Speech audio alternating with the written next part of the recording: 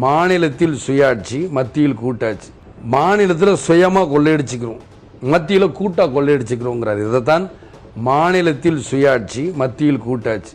இங்கே இருக்கிற காங்கிரஸ் கட்சி முடியாது, எங்களுக்கும் பங்கு கூடுன்றுக்கிட்டு இருக்காங்க. இதுதான் சண்டை, தவிர வேற ஒன்றும் கிடையாது. சம்பாதிகளை கொஞ்சம் கொடுத்துட்டா கம்முன்னு இருப்பாங்க, மந்திரி பதவியெல்லாம் கேட்க மாட்டோம். யாருக்கும் கதை தெரியலைங்க, ஏமாத்துறாரு. இவர் எப்பயுமே சொல்லுவார், தமிழினம், தமிழர்களுக்காக, தமிழுக்காக, அப்படி இப்படி மாதிரி இனத்தை அழிச்சு. நான் கேட்குறேன், தமிழர் அப்படின்னு நீங்கள் சொல்கிறீங்க, ஒத்துக்கிறேன்.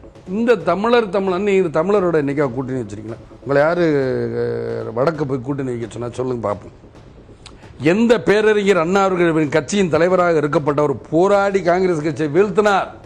இவர் ஆட்சிக்கு வந்து அவரோட கூட்டணி வைக்கிறார். 80 இவருடைய ஊழல், பூச்சிக்கொல்லி ஊழல், கோதுமை ஊழல் தப்பிக்கணுங்கிறதுக்காக முதல்ல கூட்டணி வைக்கிறார். அதுக்கப்புறம் இன்னைக்கு வரைக்கும் கூட்டணி வைக்கிறார். இவர் தான் இந்திரா காந்தி அடிச்சு பிடிச்சி சொல்லிட்டார், ரத்தமாக சகப்பு கடை ரத்தம், அது பெண்களுக்கு வர வியாதி தானே எப்பயும் பழங்குற சொன்னவர் தான் இந்த சாபக்கேடான கலைஞர் அவர்கள். இன்னைக்கு எவ்வளவும் பேசுகிறார்.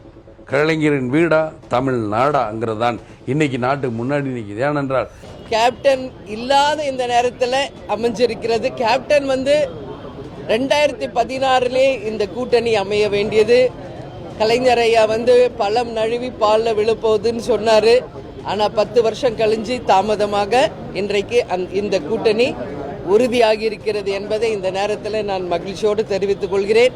அது மட்டும் கிடையாது, எத்தனை நம்பர், எந்த தொகுதி, யார் வேட்பாளர்கள் என்பது எல்லாம் இதற்கு பிறகு குழு அமைத்து, அந்த குழு வந்து 2 கட்சியின் சார்பாக தேமுதிக, திமுக 2 கட்சிகளும் இணைந்து பேசி அதை முடிவு செய்து முதலமைச்சர் அண்ணன் ஸ்டாலின் அவர்கள் அதை அறிவிப்பார் என்பதையும் இந்த நேரத்தில் நான் தெரிவித்துக் கொள்கிறேன்.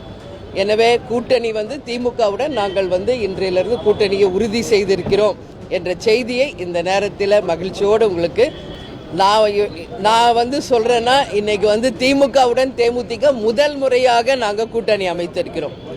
இது ஒட்டுமொத்த தமிழக மக்களும் சரி, 2 கழகத்தை சேர்ந்தவர்களும் கூட்டணி கட்சியை சேர்ந்த அனைவரும் மிக சந்தோஷத்தோடு இந்த கூட்டணியை வரவேற்றிருக்காங்க.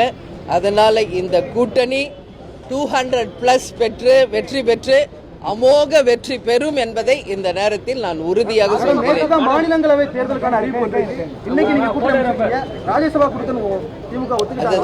இல்ல, எல்லாமே வந்து திமுகவின் தலைமையில் அண்ணன் ஸ்டாலின் அவர்கள் அதை அறிவிப்பார். உரிய நேரத்தில் எல்லாமே அவர் அறிவிப்பாங்க.